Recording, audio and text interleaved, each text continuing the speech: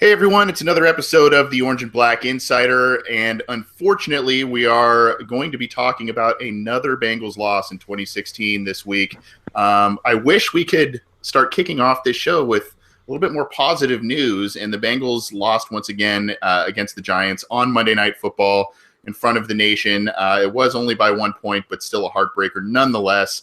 We're going to break that down. We're going to talk about a number of different topics and answer some fan questions. So fire those at us on Twitter at BengalsOBI, or you can join us in our YouTube chat and, talk to us there and leave a question if you have some there. We already have some queued up, but thanks for tuning in. Thanks for downloading the show. We appreciate all the support. I'm joined by my usual co-hosts and my brothers in Bengals arms, Scott Schulte. Let's skip the Bengals for just a brief second. You're our resident fantasy expert here. How's your fantasy team doing? I did not play Connor this week, so I managed to win. There you go. Actually, yep. I think in our Bengals league, I'm still in first place. By a long shot. Still kicking butt. So I think after this last week, I locked the first playoff spot. Or a playoff spot. First team to lock a playoff spot. His team is loaded. He has Demaryius Thomas on the bench this week, and it's not even like he's benching him. The thing is, I wish I had some of those players in my league with all the money involved. That's true. Well, that's at least you can hang your hat on that, Scott. Even though the Bengals have not been playing such great football of late. I'm also joined by Connor Howe, my West Coast brother. Connor, I know you're kind of fighting a little bit of a cold bug, you told me, but how's everything else going? Things are good. I will say in the fantasy realm, Scott has been fortunate to not have to deal with injuries to Eddie Lacy, Jamal Charles, and Doug Martin, and Danny Woodhead, and like every single player he drafted. So he's got that going for him. Should we cue up the world's smallest violin for you, Connor? Yeah, I mean, it's fantasy. I don't really care, but it is what it is. Well, it's good to have you guys here. We're gonna try and find some positives and some moments of levity this week as the Bengals fall to 3-5-1 to the Giants, as I mentioned earlier. A lot of good out of that game, a lot of bad out of that game. We're going to start breaking it down. Scott, you have a couple of points that you want to talk about, and it sounds like maybe even vent about with what we saw on Monday night. Yeah, I just have a couple quick things with that are just kind of summaries. And unfortunately, what we saw on Monday night was pretty much what we've seen all season. One of the big things is just so many lost chances and not finishing. In the past, it's been Nugent missing kicks, or it's been this or that happening. This week, it was 2 of 11 on third downs. Just, for a professional NFL team, that's just a horrible statistic. And it's not like they're playing against, the 85 Bears or the teams of recent memory when the Tampa Bay Buccaneers or Ravens were going to the Super Bowl based on their defense. I mean, the Giants aren't a horrible defense, but they're not exactly, lighting it up on fire. They're not the Seahawks of a couple years ago. They're a team you should be able to score on. I think they give up like 22 points a game or something. So it's, and to only go 2 of 11, just totally frustrating. And then, of course, you have the 9 penalties versus the 2 penalties for the Giants. And probably the one that really was the Drake Kirkpatrick interception, which, awesome, great play by him, jumping in front of the ball, returning it, gets it all the way down the 7-yard line, first and goal on the 7, second and goal on the 7, third and goal on the 7, fourth and goal on the 7, just absolutely nothing. And I kind of had the same thought when Eifert had that big 71-yard reception. Just, man, I hope he scores, because I just don't have any faith in them punching it in if he doesn't. And I was very happy to see they were able to get that touchdown after Eifert's long catch. But that's kind of been the frustration with them all season, is they tend to get there. They just can't seem to get the ball in. We saw that Alex Erickson return. He returned it for, 70-something yards, and they got a field goal out of that. Yeah, and they just – or the Dallas game when they had fourth and goal on, the 1-inch line, and they can't punch it in. It's just all season long. That's been their story. They – get it, and we saw it again last night in prime time, or not last night, a couple nights ago in prime time. They just can't, for whatever reason, they just can't finish this year. And that's been kind of a theme, not only not finishing, but the lack of execution in the red zone, which is especially startling now that you have Tyler Eifert back and healthy. The lack of execution in the red zone, the lack of execution on third down, which to me was mind-boggling. And to your point, Scott, I noted, I think it was about 3 different big plays. You guys both kind of mentioned it, and that's for me, that's the story of this game. And I put it in my the good, the bad, and the ugly post on Cincy Jungle. So go check that out if you can. There were basically 3 major points where the team could have really put together some things and really take a hold of that game, and they didn't. They only scored 3 points off of the 2 Manning interceptions. Granted, one was kind of a deep ball back in their own territory. Georgia Loka picked it off, but turnover is a turnover, and that's a momentum changer. You got to score points off of that. And then they only scored 3 more on Erickson's punt return that gave them field position about at their own 38 or 40-yard line. 6 points off of those 3 plays is inexcusable, and that points both to execution on the offensive line, execution by the players, but poor play calling also by Ken Zampese. And that's one of my major takeaways in this loss. And it especially, when you lose a game 21-20 by 1 point, it especially rings true for me as I look at kind of how things played out on Monday. Connor, your thoughts, your frustrations, some things that you maybe noted on Monday night, and where does the team go from here? Yeah, I mean, it's a frustrating game. Like Scott said, third downs were a huge issue. They went 0 for 7 on the first 7. 2 of those could have been first downs, but both of them got negated by penalties. We saw the really long Andy Dalton escape out of that, crazy. He somehow escaped out of a giant pile that looked like a huddle. But Gio Bernard holding penalty negated that. And I'm pretty sure they were in pretty good field position at that point, and they ended up punting. And I think the most telling stat of the entire night, which hasn't really been spoken of that much, so I'll throw it out at you guys. The Bengals on Monday night had 2 drives that went for more than 5 plays. One of them went for 6 plays, which ended up in a punt. That was the last drive of the game. And then one of them went for 7 plays and ended up in a field goal after the Bengals got the ball on their own 39-yard line. So, I mean, that's just... I was talking about it with Anthony earlier. The Bengals got every single chance to win this game. It looked like the Giants dropped 30,000 balls on Monday night. And if they didn't drop it, Eli threw a really bad pass to the flat. I mean, every single break that could have gone the Bengals' way went their way. As soon as Andy Dalton throws a back-breaking interception, what do you know, 9 seconds later, Eli Manning lobs one to George Iloka for an easy pick. I mean, all the Bengals have to do late in the game is stop Rashad Jennings from running for 6 yards, and they can't do that, even though the Giants have by far the worst running attack in the entire NFL. There's really no excuse to be made. I mean, it was just it's Andy Benoit from the MMQB, which is like an entity of Sports Illustrated, put it well today when a fan asked him what's been the Bengals' issues, and he just said it's they haven't executed crisply on the offensive line or on defense, and I still can't say, is it coaching, is it players, what is it? Something's wrong, and there have been times when Zampese's been good. We've seen he's bringing back those formations, which, by the way, just come up with a name on those formations.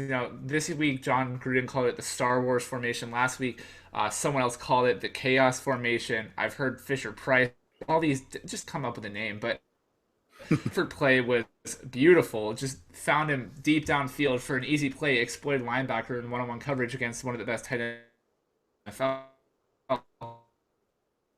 Bengals offense, but then, like he hinted at, I mean, there have been times where the play calling on both offense and defense has just been so frustrating. With, Paul Gunther insists on running these double A gap blitzes, but he's put linebackers in a position where they're going to get to guys like Beckham, Sterling Shepard on offense. When Ken Zampese shows, or I don't know if it's Zampese, Lewis, whoever it is, when there's no urgency on the last drive, and bailed out by a Hail Mary to A.J. Green in the Browns game. But we see it in the Giants game. They could have had potentially more points instead of coming up empty-handed in another failed drive. I mean, just things like that really make you want to wonder what is wrong with this team. And I think we're all very quick to try to assume and try to understand what we think is wrong. But at the end of the day, it's more than just a face value. One thing is wrong. There's a clear, there are clear like issues that are far beyond just surface value of, this is one thing that's wrong, that firing Marvin Lewis is all of a sudden going to turn around the franchise, or benching Domata Peko is all of a sudden going to make the Bengals the best run stuffing D in the entire NFL. There has to be a solution rather than just cutting someone or getting rid of one thing. There's no such thing as addition by elimination unless you add after you eliminate.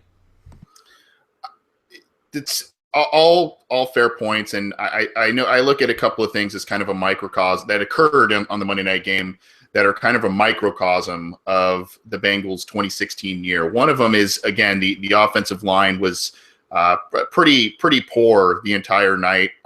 You especially look at the end of the game, crunch time, obvious pass situations, obviously, so the Giants are going to be probably teeing off on some things. But there was a shot, I believe it went up on a different post I put up on Cincy Jungle. It's of Dalton getting sacked at the end of the game. There are 4 Giants defenders on him. One guy's grabbing his ankle. Three guys are basically grabbing different parts of his body and bringing him to the ground. You have Cedric Abwehi on his back. You have Kevin Zeitler on his butt. You have Clint Bowling on all fours. Andrew Whitworth is looking back at the quarterback way away from the play. And Russell Bodine is kind of doing the same thing. So they did not engage any one of those guys well enough, and all 4 of their rushers got to Andy Dalton at the end of the game. That's inexcusable. The other thing, and I think this points to the entire issues of this year, you don't see the team I don't really know how to word this correctly, but they're not all doing things well at the same time. And what I mean by that is there are times that the offense makes a play and does things well, but the defense lets up a number of plays. We saw that in the tie against the Redskins a couple of weeks ago. And then this week, the defense keeps stepping up. The offense doesn't completely take advantage by scoring a lot of points. And then at the end of the game, when you finally are like, you know what, the defense is going to step up and get the ball back, they don't do it. So it's just things not congealing, things not coming together right, and the team playing well as an entire unit this year. And a lot of reasons could be pointed to there, but that's one of the things that they did so well last year, and they got to 12-4 into the playoffs. So that to me is kind of a little bit of what I saw and I noticed this week on Monday Night Football. So that being said, Connor alluded to it, much has been made this week of fire Marvin Lewis, we got to get rid of him and all of that. There's merit to that thought. There's merit to that argument, especially with a disappointing 3-5-1 start. There's two things we're going to talk about with Marvin Lewis here, because that is obviously a hot topic amongst Bengals fans. I'm going to start off with the primetime thing. And a lot of fans don't want to recognize that the primetime thing is a real thing. They point to, well, of course you're going to be playing better teams on primetime. Sometimes you're going to be playing those good teams on the road. Fine. But you look at Marvin Lewis in these big games and off of buys, and those are two major things. For all the things that Colin Cowherd bashes on with the Bengals, he has publicly said many times that that's how he gauges coaches, both in college and pro football. How do you do off of buys with extended preparation, and how do you do in these big games? Well, again, this game against the Giants on Monday night was an encapsulation of both of those items. It was on prime time, it was on the road, and it was off of a bye. The Bengals had 2 weeks to prepare for this game, and they still lost. So you look at Marvin Lewis in prime time. I believe his record is at 6-24. That's awfully poor. You look at those games in the Andy Dalton era, they're 3-12, and these are including the playoffs as well. And then you look at Marvin Lewis off of buys, and you go, he's 5-8-1. Those aren't good stats for a guy that has rebuilt this team and has built a winner in a competitive team. But that's still the stumbling block for this team. Is it preparation? Is it overall roster talent? Is it shrinking in all of the limelight? Is it all of the above?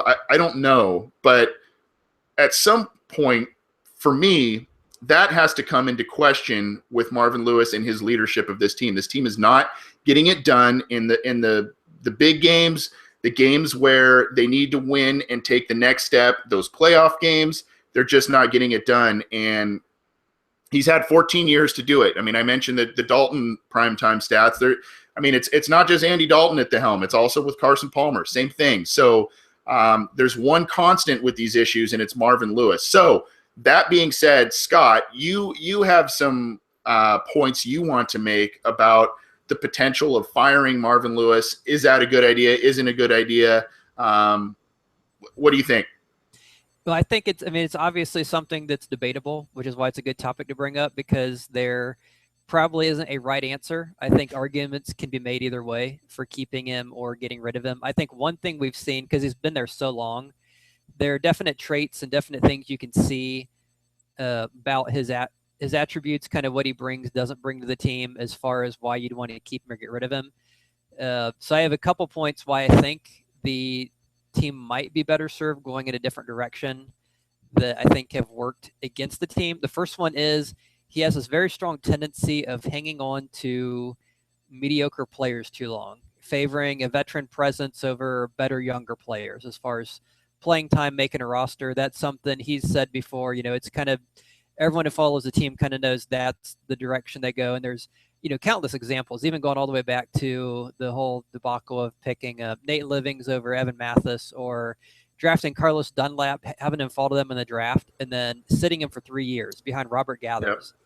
Yep. And over that span, I think Dunlap as a backup who was getting like a third the snaps outsat Gathers like 20-7 or 20-6 or some, totally absurd. Everyone watching the games is like, why isn't this guy starting? And it's, well, he doesn't practice right. He doesn't, silly stuff. And we saw how much better could too or on Monday with Wallace Gilberry comes into the game, replaces Margus Hunt, who obviously hasn't been playing great as of recently, but Wallace Gilberry comes in, and the one play I notice him is, of course, the 25-yard run by Rashad Jennings when his dude just completely negates him from the play and Jennings blows by him. And Hunt wouldn't have, for as poorly as Hunt, Hunt hasn't been bad, but he hasn't had any of those plays this entire year. And you bring in Gilbert, and what do you know? Like, as soon as he comes in, you see one of those plays.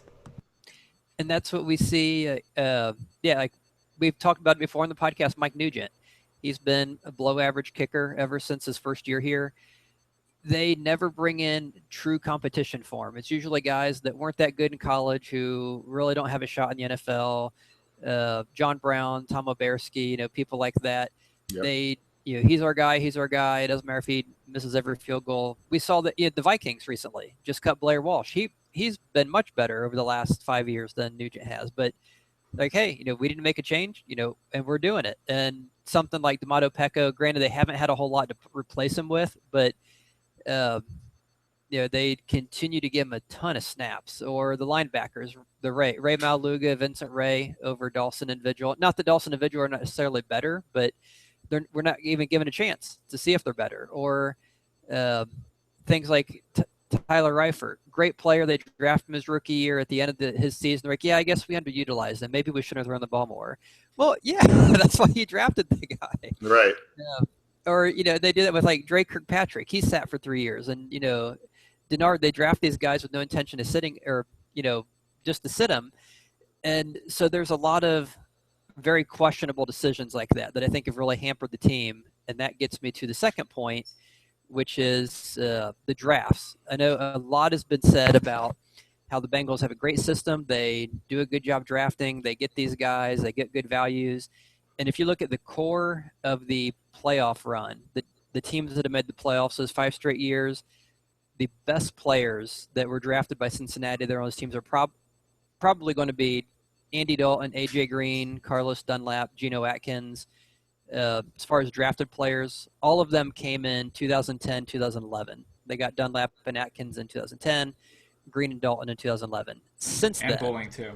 Yeah, and Bowling would be another one, the one they got in 11 in the 4th round. So you have those that great core, and you draft these great guys, and that's wonderful. But since then, 2012, you draft Drake Kirkpatrick, you sit him for 3 years. Zeitler's been decent, but they also drafted Still and Sanu kind of early. Still And I is look out at of the league. Jones too. Yeah. Sanu he was never really great. 2013, they did get Eifert correct. I'll give him credit for that. But your next 2 picks, Hunt has really struggled. And then Sean Williams has definitely had some issues, especially in coverage. I'll admit, I'm not a big fan of him when it comes to passing plays. The next year, Denard really can't see the field. Whenever he does, he tends to always be a step behind, or, just not providing that shutdown corner that you would hope you'd get in the first round, and not just kind of a slot guy.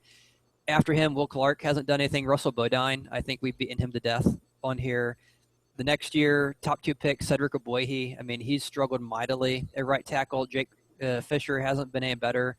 Dawson and Hardison can't see the field. So you just have this litany of players since that 10-11 draft who have just really,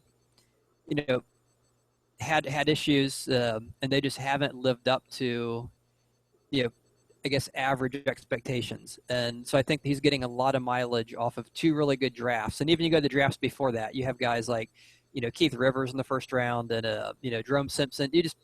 They just had a lot. They've just haven't had the drafts equal to what he seems to get credit for. And I know a lot of people will defend him because he does a great job drafting, but I think a lot of it just comes to 2 solid drafts that, it's been half a decade. We don't have that track record of, this is a great drafting team.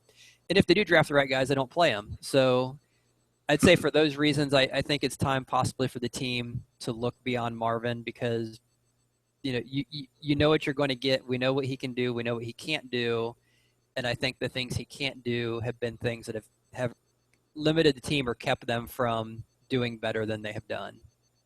I love a couple of points you brought up there, Scott. One of which is PJ Dawson. And I get it. I mean, you want to send a message to a young player, and maybe he's late to meetings and he's sleeping in, or he's not practicing as hard as you would like, but very productive college player. You spent a 3rd-round pick on him. You see Carlos Dansby struggling. You see Vinny Ray have his ups and downs out there. Maybe he's not the fastest guy, but he at TCU, he created a lot of turnovers, and that's something that the linebacker group is not doing right now.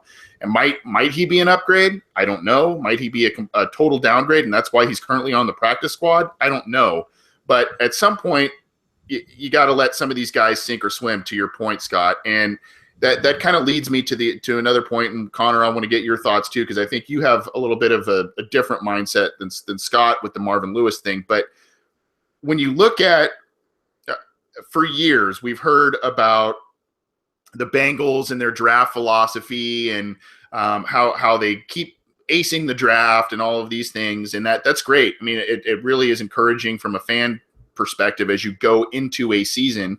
But you're starting to see these guys finally, some of these guys are either not playing or they're finally getting some playing time, and they're not playing very well. So you have Darquez Denard struggling. Josh Shaw has had some ups and downs already this year. Sean Williams, you mentioned, Scott. I mean, there's guys that are getting time and they're not really playing that well. Well, there's another team that operates under a very similar type of mantra, I guess, and that's the Green Bay Packers. And now all of a sudden you see them, a team that only relies on the draft, is not aggressive in free agency, is not aggressive in terms of trading up into a draft or making player trades like the Bengals. And now you see them struggling when injuries hit, when these young guys are started to count on, and maybe they're not quite the players that you think they are when you drafted them.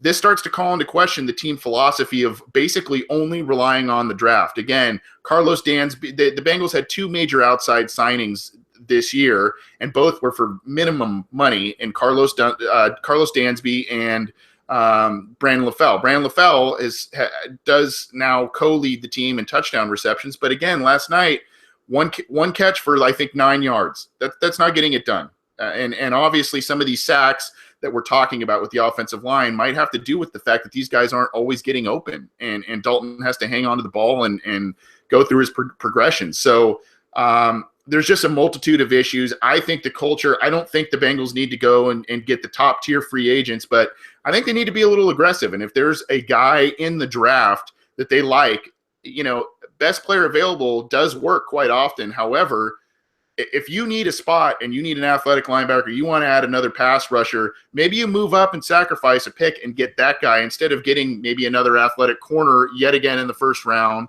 or something like the 2 offensive tackles in 2015. Maybe you just do. You have a different operation as a team, and we've heard that now this is the mantra that's been built with Marvin Lewis, Duke Tobin, and Katie Blackburn, not so much Mike Brown. So the Bengals are a conservative franchise in their history. The Packers have been as well, but you're starting to see both those teams struggle based on them solely relying on the draft and not really doing much at all in free agency, trades, trading up in the draft, things like that. So that's something I've kind of been thinking about as this team continues to struggle. But that being said, Connor, you might have a little bit of a different viewpoint from Scott in terms of if it's a good idea to get rid of Marvin Lewis and move on. Now, I don't think we're all talking about firing Marvin Lewis mid-season. I don't think that's – yeah, that's not. I don't think that's what we're talking about. Yeah, I don't think that's what we're talking about here. We're talking maybe see how this season plays out, because we don't want to be too knee-jerk reaction. We've seen this team make some late season pushes under Marvin Lewis after slow starts. But if the team ends up struggling and either has a losing record or a mediocre record, what are your thoughts on the status of Lewis? I think you guys made a lot of very good points, and I don't agree with everything. I strongly disagree with some. I disagree with some. I agree with some. I strongly agree with some. So I'll start off with, I think the one that really caught my attention was the whole, LaFell's production's been down a few games. I kind of have this feeling that every time the Bengals start to lose, that fans really just kind of continue to repeat the same narratives. And I think a lot of that has to do, honestly, with the primetime, which, by the way, the primetime argument, I think, for so long I'd felt a certain way that, the prime time is just coincidence. They're playing good teams, whatever it might be. I think it has some merit. I think that there's certain games that the team needs to be ready for. The bye week, you have so much time to prepare. The primetime game is just one of those games where you have a chance to really define your identity in front of the nation as a team. And I think part of the reason why the Bengals have had such a strange reputation, as we all know that people want to chop Lewis's head off as soon as the Bengals lose a game, that people want to throw Dalton under the bus as soon as he throws a pick. All these different perceptions, the Bengals are perennial chokers. That comes from the fact that they can't win games in primetime. That's the perception of the nation of this team, is because it stems from the fact that Marvin Lewis can't win in primetime. I think that has merit. The one thing I disagree with, I don't think you're completely wrong in it. I just think that with the whole argument with the receivers, LaFell not being, I can't really say I'm on board with the whole free agency approach. I think the Bengals have done a good job with it. I think there's certain scenarios where they definitely need to be better. For example, though LaFell, I think, was a great signing, and I think he's a quality number 2 receiver in today's NFL. I mean, he's really a middle tier number 2 wide receiver, I think, in the grand scheme of the NFL, with plenty of high round young draft picks. Devin Funchess comes to mind. Michael Floyd, who has been really underachieving in Arizona. Think of all the bad teams who don't have good receivers, San Francisco, or all these different teams. He hasn't been productive in every single game, but I mean, he's the same kind of player as Marvin Jones. They're going to have big games every now and then, but Marvin Jones, even as a receiver, I think his impact has been greatly exaggerated once he left the team. You see in Detroit now, I mean, he was the league leader in receiving yards after a couple of weeks, and he's had several very outings where he just wasn't even on the field. He played, but he had, I think, 10 yards in a game either last week or the week before. And so with that, I think the free agency approach, don't necessarily agree with. That being said, Monday night was really the first time, I think, as someone who's followed this team, that I've been this frustrated with Marvin Lewis. It's just like you guys said, there's an issue with drafting and developing, and with Scott, I think the year 2011-2012 is a little harsh. I think 2011, 2012, and 2010 too. 2010 was the year with Geno Atkins and I think Dunlap was 2010. Yeah, they were both 2010. It was basically it was 2010, 2011, and 2012. And Scott, I don't think gave enough credit to the class of 2012. Zeitler's been very good.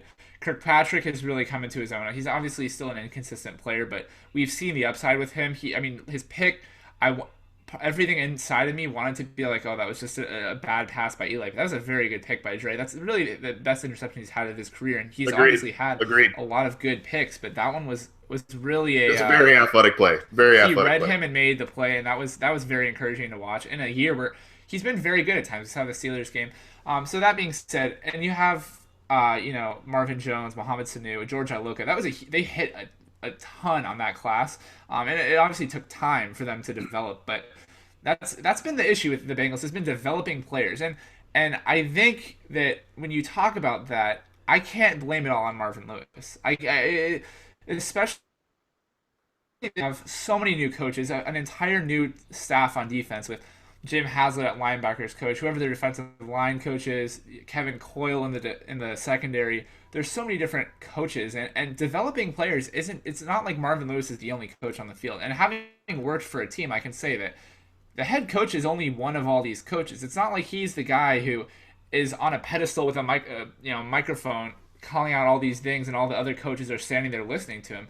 The position coaches are really the guys who are interacting with the players the most out of all these coaches. And so, not that, nothing's on Marvin Lewis, it's all on the position coaches, but I think the Bengals need a chance. And this is all devil's advocate. I said earlier that, Marvin Lewis, firing him isn't just going to make the team better. And what I mean by that isn't that, the team can't get better if they fire him. I think that's a legitimate scenario the Bengals need to consider in the offseason if things continue to go down this road. What I mean by that is that they need a solution, and you need a coach who you think can help this team win very quickly. And there aren't that many guys in the NFL. Not that there aren't any, but you need some of those guys. But back to my point is just that I can't blame the whole drafting and developing all on Lewis. There's plenty of coaches that interact with players. We don't know if Marvin's. I mean, he's obviously very involved with the front office, but none of us really know who's making the picks in the Bengals draft room, and it's a combination. I'm guessing of. I would still guess that Duke Tobin probably has more say in the personnel, but the biggest flaw with them has been it's just a matter of scheme and their concepts and the fact that their whole defense is predicated on not changing, and that's not wrong. It worked last year. Isn't that coaching? Isn't that coaching?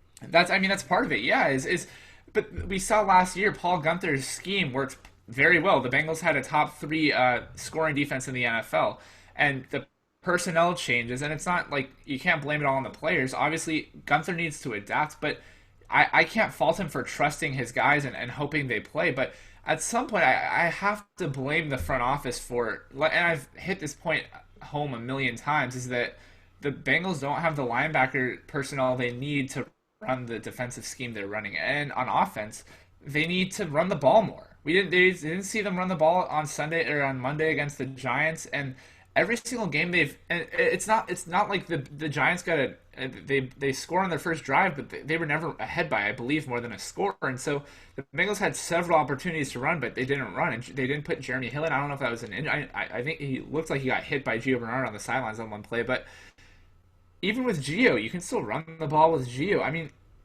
they're not running it.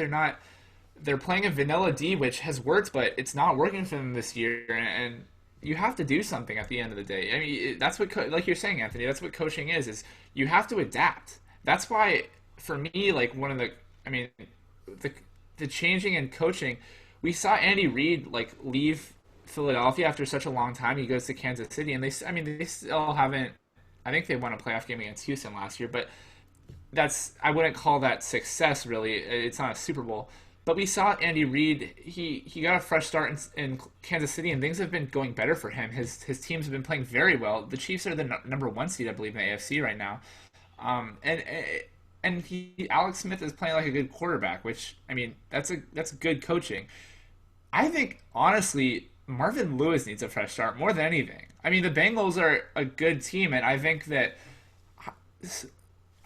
I don't think they should just like we were all saying. I don't think it's just something that it's still just something that I'm considering at this point. I don't know if I still am sold on the fact that the Bengals need to sell, or I mean, get rid of Marvin Lewis. But Marvin Lewis is a good head coach for what he is, and I think that a fresh start would help him just as much as a fresh start would help the Bengals. Andy Reid turned his career back around in Kansas City, and they have a contender there.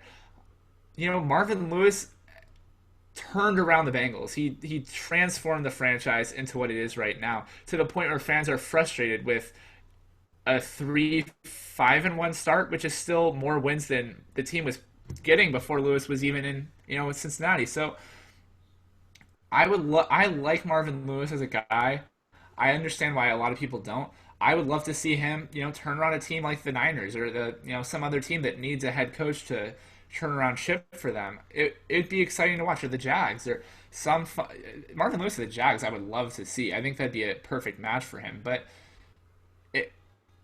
it's becoming harder and harder and harder to say that the Bengals shouldn't fire Lewis. And I'll say this one thing to cap it off. The devil's advocate scenario is you have Dalton, you have Green, like we're talking about, these draft classes, they're all still very young.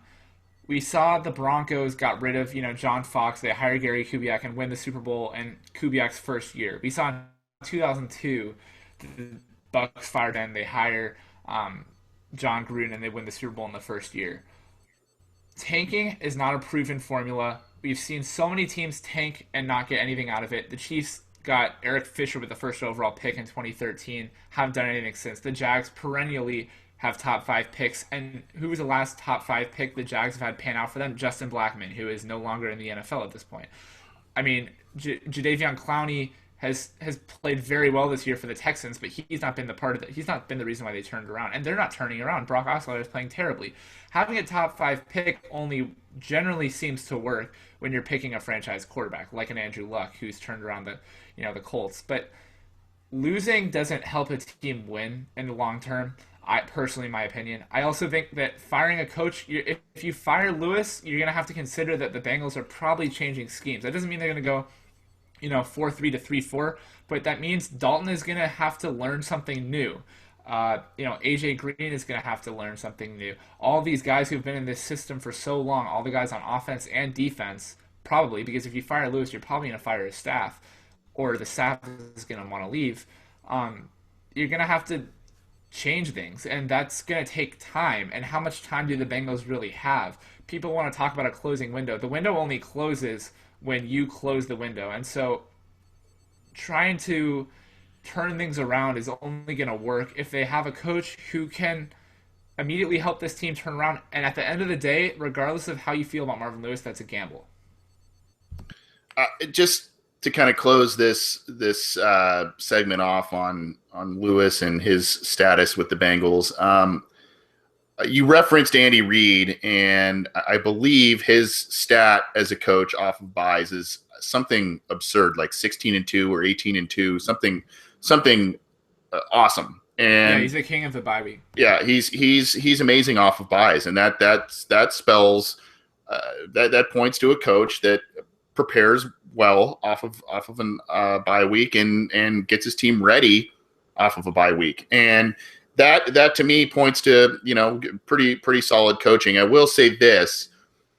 This season could go basically one of 3 ways. Either the Bengals totally just pack it in and don't end up playing very well. They end up making a great run and potentially make the postseason. Or what I think is the worst thing that could happen to them is they still hit this lull, they lose some games, and then they get a late season surge, miss the playoffs, but still have a mediocre record, because then Mike Brown and his staff then have a reason to say, well, hey, this team really is still playing hard for Marvin Lewis. This team is still fighting, and we have these built-in excuses of personnel losses and all of that, and they still made a good effort of it. I think we all want to see them turn it around and make the playoffs, and I think that the talent's there. A lot of things need to change, but I really don't want to see a mediocre season, because then nothing will change. They think that they're still right there, and that things don't need to change. I mean, if they're successful, they don't need to change. But if they're not successful or they're mediocre, then things need to change, because that's been the story of Marvin Lewis in his tenure with the Bengals for the most part. Those are our thoughts on Marvin Lewis and his status with the Bengals beyond 2016. What are your thoughts? You can get in touch with us on Twitter at BengalsOBI. You can email us at theobinsider@gmail.com. You can check us out on YouTube. We are live and fielding fan questions, by the way. We've already got a couple, so if you have a couple more here, we're gonna get to those in just a second. But if you have a couple last-minute ones, definitely hit us up on our YouTube channel. You can check out our content on SoundCloud as well as YouTube. And we post this show on Cincy Jungle every week, as well as some of the segments we do. So check that out. And, of course, we are also on iTunes, so check us out there. We do have a fan question. By the way, I do want to reference that Marvin Lewis topic was actually one of a fan question we received via Twitter from P. Brown. And thank you for that. It says, it is time to start. It's not really a question. It's more of a statement, but it does play into that. It is time to start looking at a coach. Too good of a team to look like this. Nobody is held accountable. So that's obviously one of the themes we're talking about with Lewis and the Bengals this year, as they sit at 3-5-1. Before we talk about the Bills game, though, and preview that and look ahead, see if the Bengals can get to 4-5-1, we do have another question aside from P. Brown's question, and it was from, let me look this up. I hope I don't butcher this name, Frode Osmundson, and thank you for that.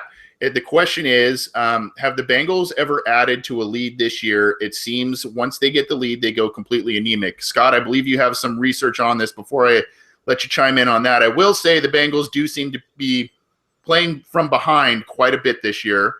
And even though the question isn't about how they play with a lead, I will say one of the very frustrating things about Monday night was at the end of the half, where they were completely indecisive on, should we sit on it? Should we go for it? They ran the ball with Giovanni Bernard, and then all of a sudden they decided to throw it, but there wasn't much urgency there, which was, I think, incredibly frustrating for a lot of fans. So at any rate, Scott, do you have some statistics on this? I think you were checking that out. Okay. Yes, I actually looked this up, and I will give the long answer, which is yes, they have built on a lead, but it's been pretty rare. So going game by game, Giants game, they had a lead 3 times, never built on it. So they did not do it there. Pittsburgh trailed the whole game, did not do it there. Denver had a lead several times, saw the lead get eroded, never built on the lead, so no there. Miami, with all the field goals after they went down 7-0, basically did it 5 times. They were up 10-7, 13-7, 16-7, 19-7, 22-7. So in that one game, they built on the lead quite frequently. Next week, Dallas trailed the whole game, never built on the lead. New England, they led a couple times before New England kind of took over, but they never built on it. Cleveland, they did 3 times. They were up. We went from 14-10 to 21-10, and then they went up from 21-17 to 28-17, then 31-17, and then in Washington game they did it once when they went from 13-10 to 20-10. In the Giants game they did it once when they went from 17-14 to 20-14. So in summary, they've done it 10 times this year, which in 9 games isn't very good, and 5 of those were in one game. So yeah, it does seem like it hasn't happened very often, because in 8 of their 9 games, it's only happened like 5 times. So that's my long answer. That's good stuff. I appreciate you checking that out and looking that up. Connor, any thoughts on maybe what you attribute that to? Do you think that's scheme? Do you think that's poor play calling? Again, you look at the schedule. They're on the road. Their losses on the road to the Giants. They're tied to Washington, who's a pretty decent team. On the road at Pittsburgh, who, though they've disappointed a little bit, they're still a solid team. And then on the road at New England. I mean, these are tough games too. So do you attribute the road factor, the good teams, poor play calling, all of the above? I think it stems from the line. And I think it's something I forgot to talk about earlier, and I'm not going to talk about it forever. But with the whole LaFell thing, the reason why these guys aren't making plays is because the offensive line isn't giving Andy Dalton any time. He's not sitting in. I really disagree with the notion that he's sitting back in the pocket looking at his second and third reads. I mean, even the Eifert play was his first read. The Green touchdown was his first read. Almost every single play, it seems like he's throwing to his first read. The only really bad plays we're really seeing in the passing game from the receivers are, we saw obviously 2 drop touchdowns this year so far from Tyler Boyd. LaFell dropped 1 really bad pass on Sunday that would have probably gone for a first down. But generally, it's the fact that the offensive line, personally, it's just my opinion. I think the offensive line, as soon, and it's not just when they have the lead, it's whenever the offensive line has become completely inept. I mean, like you insinuated, Anthony, every single member of the offensive line has taken, the only member of the entire Bengals offensive line who has like exceeded expectations this year to the Bengal fans probably won't like it, but it's Russell Bodine. He's the only guy who has played better than fans have expected him to play this year. Andrew Whitworth has taken a significant step back. Clint Bowling hasn't been terrible, but he's had some bad games. Notably, the Giants game, he did not play well. Yep. Bodine hasn't been great, but he's been average, which is a lot better than he's been in years past. Kevin Zeitler has not been the guy who is deserving of this mega extension coming his way, and I mean, and not that I hope that he gets paid. I hope he starts to play well. Like with the whole election, how people are saying, people are voting for Trump to do bad, and the people that respond to that by saying, voting for them to play poorly is like voting for your plane to crash because you want to show everyone how bad the pilot is. No, like we should all still want the season's not lost yet, so at this point you should want the Bengals to play well. And so I hope that everyone turns things around, but these guys haven't been playing to that point. I hope that they do. I hope Zeitler earns his extension. I hope Dre continues to play well, earns his extension. The Bengals need Dre long term because they have no one else playing cornerback anything below average. Adam Jones has not been the guy that the Bengals had hoped he'd be when they signed him to a long-term deal. Darqueze Dennard, we have no idea who he is. Josh Shaw is up and down. And Kivari Russell and William Jackson are both rookies who haven't seen the field, if at all.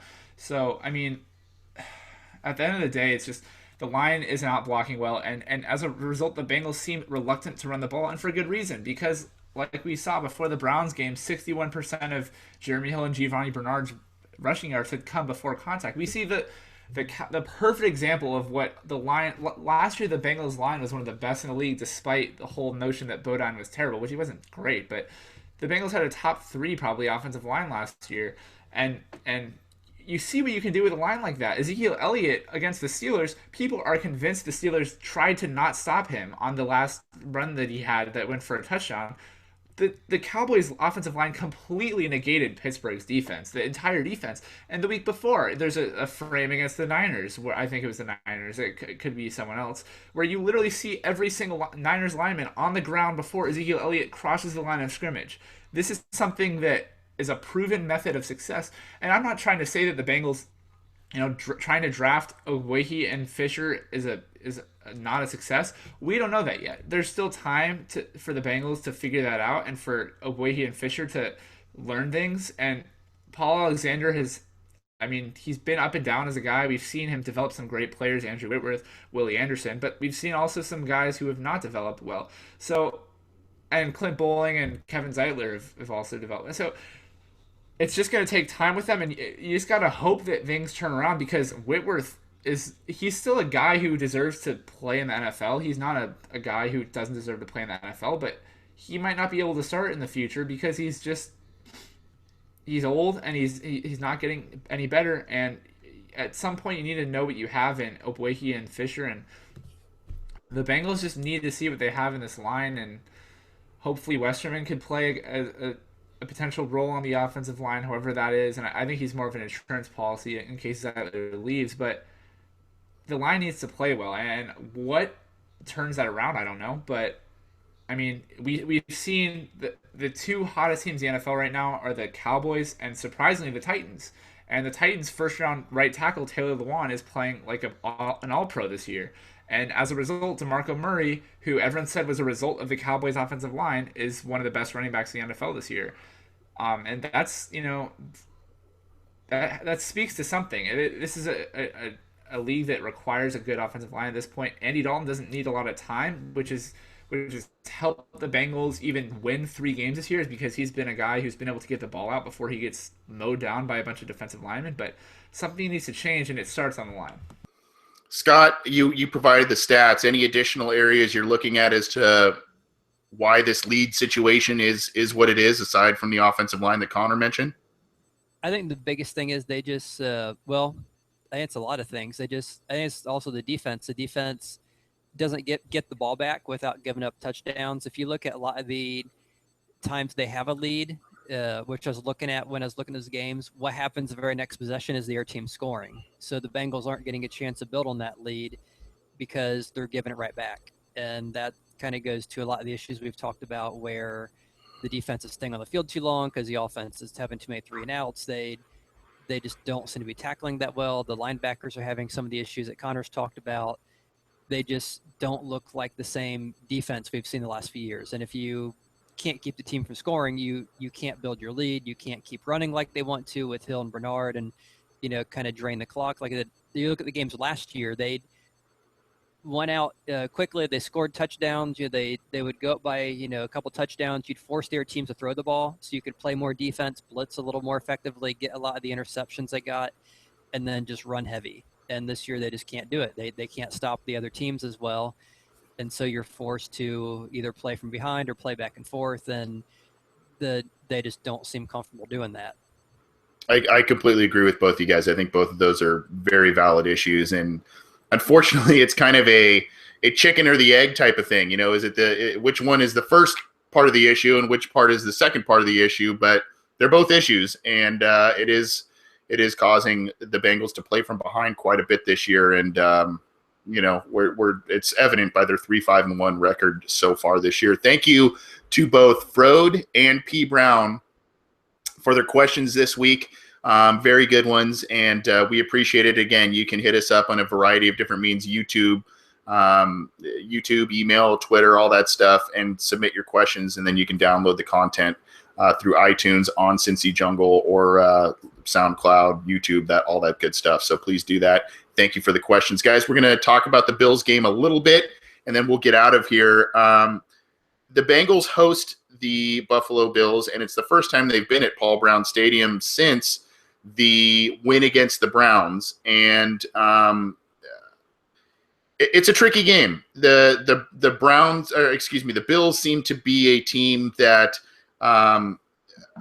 can win some really good, tough games. They can lose some games that they maybe shouldn't, but they are playing some decent football this year. They have an active quarterback in Tyrod Taylor who can move around, which that sometimes provides problems for the Bengals. Let's talk about this game. Scott, you have one specific matchup area you're looking at this week, and I think you're also going to be making a post on Cincy Jungle about it as well. Yeah, and that is the running games, basically the Bengals running game and Bills running game. And the one thing I'm kind of looking at on the two teams for the game would be, I want to see, how are they able to run? How well do they do? And part of the reason for that is I just don't think the Bengals are getting a return on investment. We had talked earlier about them using first-round picks on Obuehi and Fisher. We've talked about some of the other players they have. So what I decided to do is look at, okay, what have the Bengals invested in their offensive line as far as draft picks? Because we know they build the teams from within. So how much draft capital have they used on the positions that most affect the running game? So that would be obviously your linemen who are doing the blocking, your Whitworth, Bodine, so forth. And then your running backs, the guys who are running the ball. And then, of course, you could argue, well, the tight end more often than not is going to be there help blocking. So if you look at those positions, Giovanni Bernard, Jeremy Hill, both second-round picks. Whitworth was a second-round pick. Left guard, center, Bodine and Bowling, both second-round picks. Zeitler was a first-round pick. Obuehi was a first-round pick. And Eifert was a first-round pick. So basically looking at all that, if you take the average of what they've invested, it's 2.1. So basically a second-round pick is what you could argue they're investing as far as draft picks for their offensive running game. And what are they getting for that? Right now, they're getting the 10th ranked running game, 116 yards a game, 4.3 yards a carry, not very impressive. Nothing really good. We talked about the Cowboys, and now we're talking about the Bills. Those are the two teams who are leading the NFL in rushing. The Cowboys investment, 3.1. So basically, every one of those positions are taking a round later. The Bills, not only are they second in the league with 155 yards a game, but they have this insane 5.8 yards a carry. McCoy's the worst of the top three with 5.1 yards a carry. Tyrod Taylor's at 6.7, and the backup running back, Gillislee's at 6.0. So, they're obviously doing something right. And their average investment for those same positions would be 3.4. So like middle of the third. So if you look at the top 5 rushing teams this year, it's interesting what they have on those positions as far as the running back, the line, the people in the running game drops from the Cowboys. It's 3.1. The Bills is 3.4. The Titans are next at 4.1. Raiders at 4.6. Texans at 5.0. So you see that as the teams have spent more in terms of what they are using in the running game, they have seen better results. And then the one outlier is the Bengals, who just have spent, a ton more than everyone else. So everyone else is, I mentioned was like 3 to 5 as far as the average pick for the running game. The Bengals are way, way, way up there, and they're just not getting anything out of it. So we see huge disconnect where they actually are putting a lot of draft capital into the running game with the running backs, with the linemen. They're definitely spending the picks to try to improve and fix and have a powerful running game. They just aren't seeing the results. So then that brings the big question: well, is it bad picks? Is it because you're grabbing guys like Bodine? Is it because guys like Fisher and Abuehi haven't panned out because you're using second round picks in back-to-back years on a running back? What is it that is causing this issue? Or is it they're not being coached? Are they, is it bad coaching? Is it you're grabbing the wrong players? Whatever it is, there's something definitely is wrong with what they're doing versus what the Bills. And obviously the Bills are padded because Tyrod Taylor runs. But despite that, they obviously seem to be getting much better results. And even if even your second and third stringers can go in there and get a lot of yards. And we talked about earlier the Cowboys, how DeMarco Murray did really well when he was there. And then also Darren McFadden came out of nowhere last year when he was, kind of tossed by the side. He got 1,000 yards, had a good season. So there's a lot to be said for a good offensive line. It seems like the Bengals want to do that. They just aren't able either to develop the players or get the right players or run the right scheme. It just isn't working for them, which is very frustrating because they keep putting their money into it. And it's almost like they always say, you want to retire in the future. So you need to invest in your 401k, your mutual funds, your Roth IRA. And they keep putting a lot more money than everyone else is, but they're getting like a 1% return, and you see the Cowboys, the Bills, these other teams are getting 10, 15% return. So why are the Bengals not getting there? Is it because they're investing in Enron? What are they doing wrong? They're clearly, trying to do the right thing. They just aren't getting the results. And so that's kind of the one thing I'm looking for in the game, hoping maybe to see these two running teams that are just going in total different directions. Why is it that the Bills were able to run so much better than the Bengals this year? It's an excellent point. I mean, there's not one Bengals starter on the offensive line that was picked later than the 4th round, and those are Bowling and Bodine were 4th rounders. Whitworth 2nd rounder, as you mentioned, and then you got the 1st rounder of Abuehi on the right side, another 1st rounder in Zeitler. So there's a lot of talent there. I think. If I can maybe answer one of your rhetorical questions there, Scott, I think maybe one of the issues that the Bengals have on the offensive line is though they have these high picks there and a lot of talent there, what they seem to value a nastiness and a mean streak and overall strength over good footwork and good technique and maybe even athleticism. Now, Abuehi was known as an athlete. Fisher was known as more of an athletic guy as well. But, I mean, you look to their picks, Andre Smith, road grader. Whitworth, not an excellent athlete, but he's good in pass protection, good in run blocking. Bowling, Mauler, Bodine, Mauler. And, these are guys, maybe they need to start mixing and matching a little bit. It's not bad to have some of those strong road graders maybe on the interior of your line, but maybe you need a little more athleticism outside. I don't know, but that's one thing that I saw. And one thing that frustrates me, Scott, is the 2 games where the Bengals went 1-0-1 against the Browns and the Redskins. They had a combined 423 rushing yards against those teams. Now, granted, those defenses aren't that great, but when you put up 423 rushing yards in 2 games, that's insane.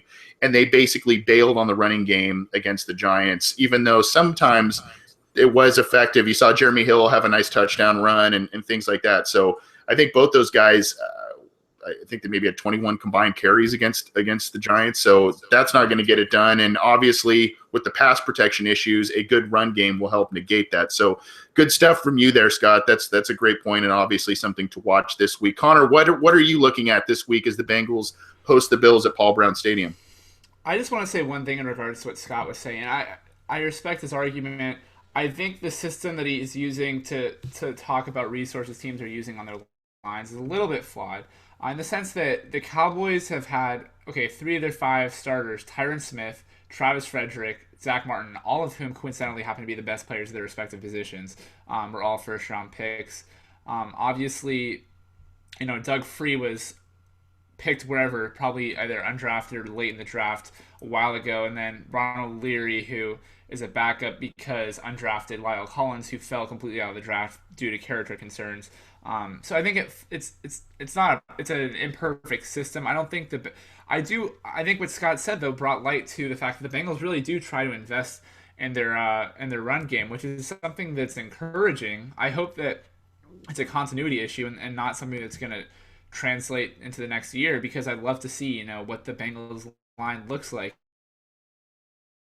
Who's going to be there? I mean, it's definitely a question that I would love to see answered. And just looking at the Cowboys, because it's what Scott said made me think of the Cowboys. It's so interesting to see it's a little bit unrelated, but their draft history. What has made the Cowboys so good over the past few years? Well, and they haven't even been that very good for that long, but their success has been hitting first round picks. 2010 Dez Bryant, 2011 Tyron Smith, 2012 Morris Claiborne. Very slow start to his career, but he's really shown promise this year before he got hurt. He looked like one of the top 10 corners in the NFL before he got hurt, and it looked like what his problem was he was playing on the wrong side of the field, because as soon as they switched him to the left side of the field, the left side for the defense, he immediately improved. Then they have Travis Frederick, best center in the NFL in 2013, Zach Martin, best guard in the NFL probably other than Marshall Yanda in 2014, Byron Jones, the most versatile defensive back in the entire NFL in 2015, and in 2016 you get Ezekiel Elliott. That's just some solid drafting. But then you go to the second round this year, Jalen Smith, who we don't even know if his knee's ever going to be okay. The year before, Randy Gregory, they took a chance, didn't work out. That's the second year in a row that they took a chance, didn't work out. The year before, DeMarcus Lawrence, who's been okay, 9 sacks I think in his career, but hasn't been very consistent. If that, Gavin Escobar the year before, tight end out of SDSU, a guy I liked, who I'm not even sure he's on the Cowboys anymore. And then they didn't have a pick in 2012. In 2011, they have Bruce Carter, who I think is now on the Buccaneers. And 2010, Sean Lee, who's a great player, but like the linebacker they just took, Jalen Smith, has had injury issues. It's weird to look at another team and see what they've done, because the Cowboys have hit on like every single first round pick, but every second round pick, it's like they took the chance on the guy that fell out of the first, and it didn't work out for them. And so for the Bengals, I mean, what is their draft strategy? They took Eifert, who was he's one of the best tight ends in the NFL. That worked. But they've had some low draft picks, but like we saw with the Cowboys with Travis Frederick, I mean, you can have a 31st overall pick and eventually potentially land a guy who's the best at his position in the NFL. And so the question just has to be asked, what's going wrong for the Bengals draft picks? And I mean, that's just a discussion for another time. Okay, so heading on to the Bills, the one thing I'll say, their running game has been amazing.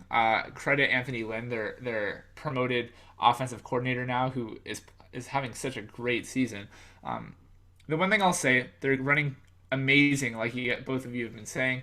It's going to be interesting to see what happens without center Eric Wood, who Rex Ryan, after he found out the center was hurt, called the best center in the entire NFL. Not that Wood is bad, but he's definitely not the best center, but he's definitely an above average center. And so it will be interesting to see what happens, because the center is a very obviously an integral position of the offensive line, and so to see what happens there will be interesting. I think one thing I would be remiss not to say would be the Bengals offensive line struggles, I think, has really been a lot on miscommunication this year. And the perfect example of that being the play when Jason Pierre-Paul went completely unblocked and fortunately for the Bengals only batted down an Andy Dalton pass, but could have easily been a pick six on that play. He was completely unblocked. On another play, Tyler Eifert was on one side of the field and had to pull to the other side of the field to block the defensive end behind the line. I mean, I don't know who that's on. It could be on Bodine, could be on Zampese, could be on Lewis. But the play calling in terms of the protection hasn't been great. And the protection hasn't been great at identifying stunts and different things that defenses are doing. The offense is getting tricked, and so whether that's on the players or the coaching, I'm not going to be the guy to say. But that's been a serious issue. In terms of talent, I think the Bengals still have talent. I think the drafting process, I can't say it's failed them yet until we see that Obuehi is a complete bust, until we see that Jake Fisher doesn't pan out to be the guy he is, until Westerman isn't the guy he is. There's still definitely room for hope. One area I'll be looking at for this Sunday against the Bills on the Bengals side is their defensive end, or their defensive line, that is. Not only will they, the question is, will they be able to generate consistent pressure, which has been an issue this year?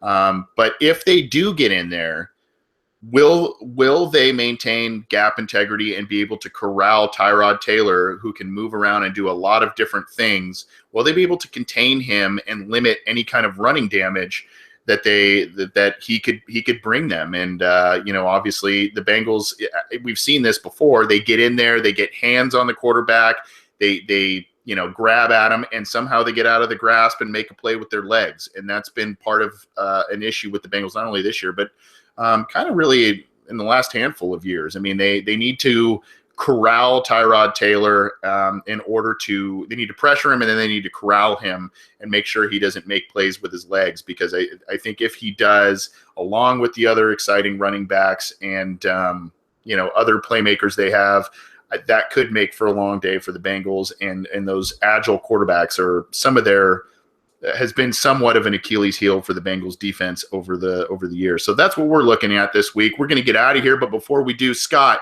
what is your prediction for this game? Score prediction and maybe overall prediction. I have been very optimistic. I think I've been saying victory every single game, so I don't think my record is very good. I think I'm probably 3-5-1 on the year. Yeah, there you go. If I were to make a guess. I was kind of looking at this before we went online. No, you picked a tie that one game. The Steelers game, was it? Yeah, I think I picked the wrong, because I figured the field would be crap, so they'd probably be missing. So you're picks. You're like 3-5, or I don't know what that would make you. I do remember that I picked the tie, but I picked the wrong game. That's right. So I don't think any team's ever tied twice in a year. So I'm not going to go with a tie. The Bills tend to be having a better season. They have a positive point differential. They seem to have more things going for them, which is kind of amazing, figuring that they've their quarterback is a guy that the Ravens basically didn't want. They've lost their best offensive weapon with Sammy Watkins, who they traded up for, who's been out. They had a lot of injuries on defense before the season started, when they were kind of considered before the year over they're going to have a great defense. You have these good players, good draft picks, and they all get hurt. So despite that, they seem to be doing really well. And this guy came out of nowhere and has 9-10 sacks for them. So they definitely have some things going their way. That all being said, it is a Bengals podcast. I am a Bengals fan. It's not like we're playing, the 49ers from 1988 or something. So I'm going to say we're going to win. Or the Patriots, or the Broncos, or the Steelers, or every team the Bengals have played this year. Yeah, it's a game they should. Of course, the last two games are games they should have won. So, it's a winnable game. It's not something where it's automatic. It's not like playing the Browns at home, but it's a winnable game. It's a game they should win. So I'm going to go with the Bengals. I think it's going to be close, and both teams score and give up somewhere about 23 points a game. So I'm going to keep it kind of right around there. So I'm going to say 23-21 Bengals.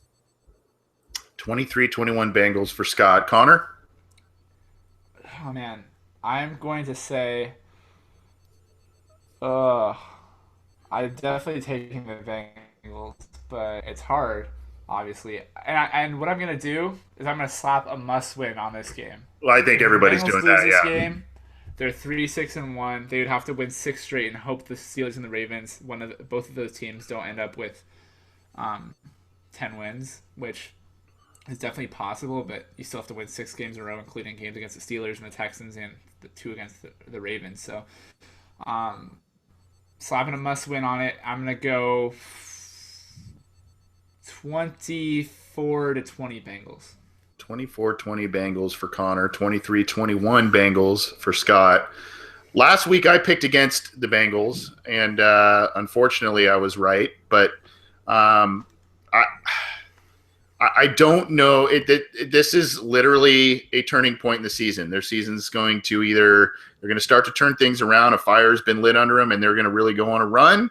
Or we're going to see a team that is suffering the consequences of a pretty tumultuous offseason and maybe even a hangover from the wild card loss. I don't know. I'll say since they're back at home after a pretty extensive, they traveled to England, they traveled to New York. I'll say that they'll win, and I'm going to be kind of ironic in my score. I'm going to say Bengals 21, Bills 20, which is exactly the score that they lost by this last Monday. So we have a unanimous decision that the Bengals will win. Let's hope that that's the case. Gentlemen, thank you for joining me tonight. Scott, enjoy the rest of your week, and hopefully you get to watch some of the football this Sunday. One last thing for you. So Bills 3-game losing streak. It's also a must win for them. They're 4-4, I believe, which means this is a win or go home game for both teams, which is scary. But Yep. Bills aren't hot either, so who knows what happens. All right. Scott, have a good rest of the week. Are you going to be able to watch the game this Sunday? Probably less than Monday night. We have a Christmas party. I didn't even think of that until I was getting ready for the podcast. And my wife asked me what we were doing on Sunday for the game. Like, oh yeah, that's a good point. Yeah. And last week, unfortunately, when you get up at 6 a.m., it gets to be a challenge as you when you aren't Connor's age anymore to stay up for these late East Coast games. I hear you on that Start at 8, one. 9 o'clock. I hear you on that one. Connor, rest up. Get some soup and nasal spray in you, my friend. Oh, I will. All right. Thanks, guys. Appreciate it. For the Orange and Black Insider, I'm Anthony Cosenza. Thanks to my co-hosts Connor Howe and Scott Schultze. Hope you enjoyed this episode and all of the previous other episodes of the Orange and Black Insider. Check us out, as I mentioned, on Cincy Jungle. We post the show. On SoundCloud, you can subscribe to that channel as well as our YouTube channel. All of the content is there, both in audio and video format. We're on iTunes, and check us out there and get in touch with us on Twitter at BengalsOBI or via email at the Orange and Black Insider, the OB Insider at gmail.com, excuse me. Thanks again. Let's get a win this week. Let's right the ship. And hoo day. Good day.